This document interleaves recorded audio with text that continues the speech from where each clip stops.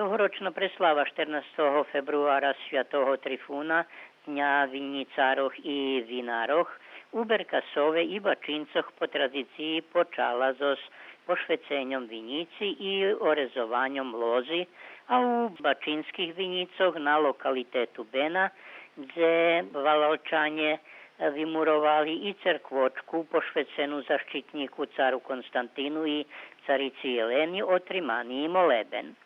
Bačinčanie inšak pestujú svoje lokálne zmahanie upravenju vína ljem zos autohtonih sortoch, hrozna zos vinicoh u tej časti Hotara. Toho roku u konkurenciji mali 15 bili i 11 červeni vina, a pobjedniki boli Slaviša Dobraš i Slavko Rakić. Na Berkasovskej vinijadi bilo u konkurenciji 38 bili vina, perša nahrada pošla do Indiji, druga do Starej Pazovi, a treća do Brčkoho, Bosna i Hercegovina.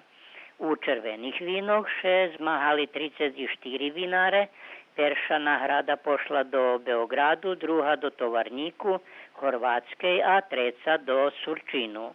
Za kvalitet berkasovskih vinoh nahradu dostali Nikola Savić i Peđa Mitrović.